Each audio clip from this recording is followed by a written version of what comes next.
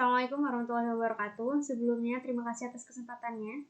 Yang terhormat kepada dosen pengampu, yaitu Bapak Ari Indartono dan juga Ibu Farhadini Izah Dimilah. Di sini kami akan mempresentasikan ide bisnis kami dari survei kami di Pelabuhan Kalimas, yaitu dengan ide bisnis kami Kalimas Connect, Integrated Digital Ecosystem untuk digitalisasi pelabuhan rakyat. Sebelum kami memasuki pada pembahasan ide bisnis kami, izinkan kami untuk memperkenalkan diri terlebih dahulu. Dengan saya sendiri, Dewi Silvarin, dengan NRP terakhir 98, lalu rekan saya. Saya Farah Mutiara Zahira dengan NRP akhir 100. Dan saya Sri Nurjulian Fitri dengan NRP terakhir 116.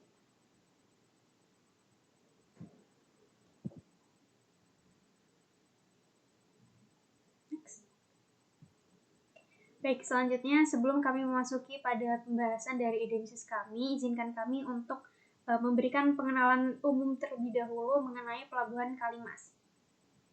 Pelabuhan Kalimas sendiri itu memiliki sejarah panjang sebagai pusat perdagangan dan transportasi di Surabaya. Seiring perkembangan zaman dan pembangunan Pelabuhan Tanjung Perak, fungsi dermaga Kalimas sebagai pelabuhan utama tergeser, yaitu sebagai gerbang ekonomi yang menjembatani masa lalu dan masa depan. Kalimas mempresentasikan evolusi infrastruktur maritim melalui 3 konsep utama, yaitu pelabuhan rakyat, pelabuhan semi modern, dan pelabuhan modern. Nah, pelabuhan rakyat sendiri itu berfokus pada kapal-kapal kayu tradisional, lalu pada pelabuhan semi modern merupakan perpaduan antara cara tradisional dengan penggunaan teknologi mekanis sederhana, dan pelabuhan modern sendiri dicirikan oleh otomasi penuh, penggunaan alat berat seperti crane dan container handler. Nah, di Pelabuhan Kalimas itu, klasifikasi ini terwujud dengan pembagian wilayah berdasarkan lokasi dermaga atau pos. Pada pos 1 dan 2 merupakan kawasan pelabuhan semi modern, dan pada pos 3 hingga 5 merupakan kawasan pelabuhan rakyat. Selanjutnya akan dijelaskan oleh rekan saya. Baik, yang selanjutnya di sini adalah temuan di lapangan. Berdasarkan hasil survei dan juga observasi kami langsung di Pelabuhan Kalimas Surabaya, ditemukan beberapa kondisi nyata yang menggambarkan karakteristik pelabuhan rakyat yang masih beroperasi secara tradisional. Yang pertama adalah dominasi kayu tradisional.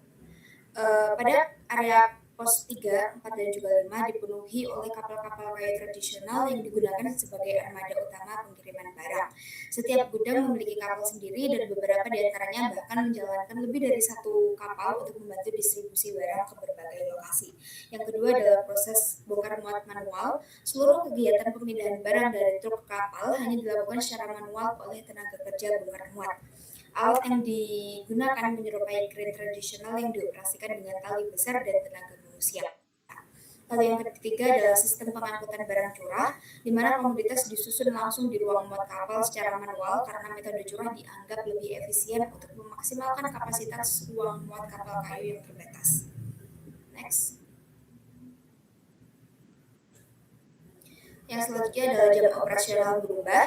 Dikarenakan Pelabuhan Kalimas saat ini sedang melakukan perbaikan infrastruktur yang mencakup perluasan dermaga dan penggalian kolam pelabuhan, jam operasional sekarang lebih teratur, yaitu dari pukul 08.00 sampai 16.30, menggantikan sistem kerja 24 jam sebelumnya.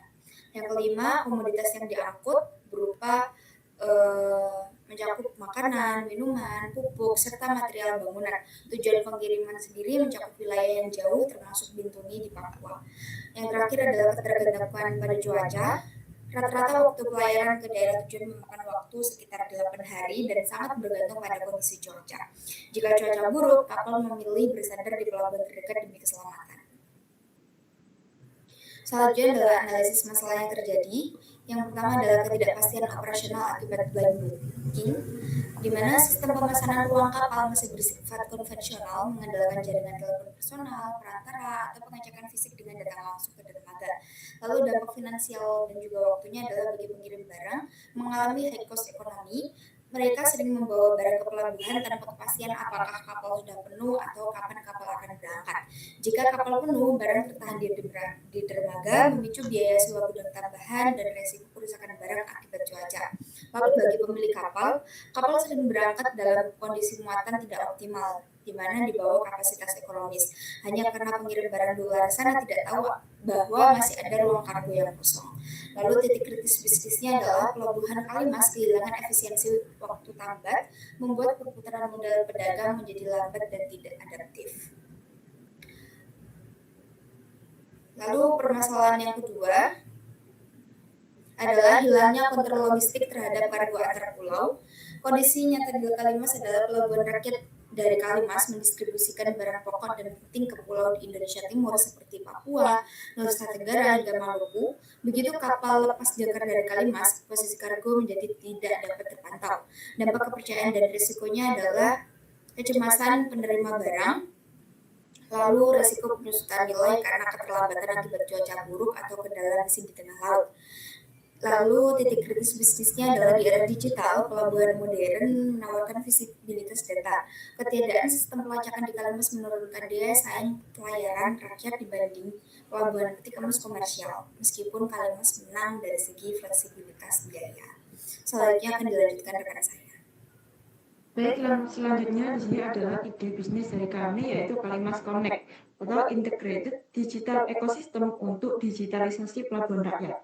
Layanan utama yang kami tawarkan yaitu yang pertama adalah sistem pemesanan dan manajemen jadwal kapal atau booking system. Masalah yang kami atasi yaitu sering terjadinya penumpukan truk dan kapal secara bersamaan atau bottleneck akibat tidak adanya jadwal terpusat serta sulitnya akses bagi pengirim baru atau UMKM karena sistem kerjasamanya masih tertutup dan berbasis personal. Kemudian untuk solusi yang kami tawarkan adalah platform digital yang mempertemukan agen kapal yang menginput jadwal dan kapasitas sisa dengan pemilik barang atau ekspedisi atau pedagang. Yang kedua ada ide bisnis real-time cargo tracking. Masalah utama yang kami atasi, posisi barang di laut tidak bisa dipantau, serta pengirim dan penerima tidak mendapat kepastian posisi kapal. Kemudian untuk solusi yang ditawarkan yaitu setiap kiriman mendapat kode unik yang terhubung ke lokasi kapal dan diperbarui secara manual berdasarkan laporan posisi kapal di setiap pelabuhan sehingga pengirim dan penerima bisa melihat status seperti telah dimuat, sedang berlayar, transit, maupun telah tiba. Yang selanjutnya adalah alasan kami memilih ide bisnis tersebut, yaitu yang pertama berbasis kebutuhan nyata. Ide ini muncul langsung dari hasil observasi kami dan wawancara kami di lapangan. Masalah ketidakefisienan bongkar muat, ketiadaan tracking, dan minimnya manajemen jadwal adalah masalah konkret yang dihadapi pelaku usaha setiap hari. Yang kedua, tidak menggantikan sistem yang ada, tetapi memperkuatnya. Platform ini tidak memaksa pelabuhan rakyat untuk langsung berubah menjadi modern, melainkan mendigitalisasi proses administrasi dan informasi tanpa mengubah cara kerja tradisional yang sudah berjalan. Yang ketiga, pasar yang besar dan masih belum tersentuh teknologi. Pelabuhan Kalimas melayani ratusan pengiriman ke seluruh Nusantara, namun masih belum adanya platform digital yang khusus untuk pelabuhan rakyat. Ini merupakan peluang pasar yang sangat potensial. Yang keempat, modal awal yang relatif terjangkau. Pengembangan aplikasi mobile dan web tidak memerlukan investasi infrastruktur fisik besar.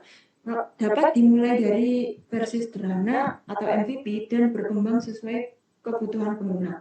Yang kelima, merupakan dampak sosial yang nyata. Selain nilai bisnis, platform ini memberikan dampak positif bagi seluruh bongkar muat, kesejahteraan lebih terukur, pelaku usaha kecil, akses pasar lebih luas, dan pemerintah daerah, data logistik pelabuhan lebih terstruktur. Kemudian yang terakhir ada skalabilitas yang tinggi.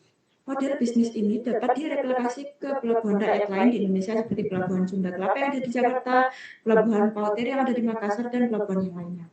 Kemudian yang terakhir, di sini ada bisnis model kanvas. Akan dijelaskan oleh rekan saya. Baik, untuk bisnis model kanvas sendiri pada customer segment itu meliputi pemilik gudang dan armada kapal kayu tradisional Kalimas, juga pelaku UMKM, lalu penerima barang di wilayah terpencil, dan tenaga kerja bongkar muat. Nah, untuk value proposition-nya sendiri yaitu meliputi digitalisasi administrasi tanpa mengubah tradisi, lalu ada transparansi dan kepastian logistik, dan akses pasar yang terbuka dan adil. Pada channel sendiri yaitu meliputi edukasi dan sosialisasi langsung di mana kami akan terjun langsung atau menjelaskan secara langsung kepada masyarakat lalu ada platform aplikasi website, dan yang terakhir kemitraan atau bekerjasama dengan Pelindo dan Serikat Pekerja. Dan selanjutnya akan dijelaskan oleh rekan saya. Baik, untuk bagian dari BMC selanjutnya adalah Customer Relationship. Yang pertama, pendampingan langsung secara tatap muka dengan pengguna di area dermaga, dikarenakan masih ada beberapa pengguna yang mungkin masih belum bisa tata cara penggunaan dari website, maka dari itu kami melakukan pendampingan secara langsung. Lalu yang kedua, notifikasi otomatis update status booking dan kapal melalui integrasi WhatsApp. Lalu layanan pengaduan dan bantuan teknis langsung melalui pos admin lapangan. Yang selanjutnya adalah revenue streams, biaya administrasi pertransaksi pemesanan kargo, biaya layanan gunakan akun premium atau prioritas promosi bagi agen kapal. Yang terakhir, pendapatan dari space iklan digital vendor logistik dan penunjang pelayaran. Selanjutnya adalah key research. Yang pertama, aplikasi mobile, dashboard web, manajemen jadwal, dan infrastruktur server cloud. Yang kedua, staff verifikator lapangan untuk validasi fisik keberadaan kapal di dermaga, dan juga akses data manifest kargo dan jadwal bersandar dari otoritas pelabuhan. Yang selanjutnya akan dijelaskan oleh rekan saya. Baik, untuk poin BMC yang selanjutnya adalah key partners, yaitu pemilik gudang dan armada kapal kayu Kalimas. Di sini kan mereka sebagai mitra utama. Yang selanjutnya ada Pelindo selaku pengelola Pelabuhan Kalimas, lalu pemerintah daerah Surabaya dan Kemenhub, dan pelaku UMKM pengirim komoditas, lalu yang terakhir investor atau inkubator startup logistik. Kemudian yang selanjutnya ada key activities, meliputi pengembangan dan pemeliharaan platform, manajemen sistem booking jadwal kapal, operasi real-time cargo tracking atau GPS, dan yang terakhir onboarding pengguna dan pelatihan literasi digital. Lalu ada cost structure, meliputi pengembangan dan pemeliharaan platform, infrastruktur cloud dan server, perangkat GPS dan IoT tracking kapal, tim lapangan untuk onboarding dan support, pemasaran dan edukasi pengguna awal, kemudian yang terakhir biaya operasional admin dan customer service.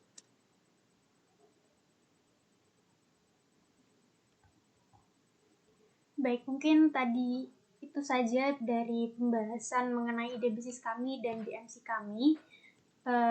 Untuk kurang lebihnya kami mohon maaf. Sekian dari kelompok kami, saya akhiri. Wassalamualaikum warahmatullahi wabarakatuh.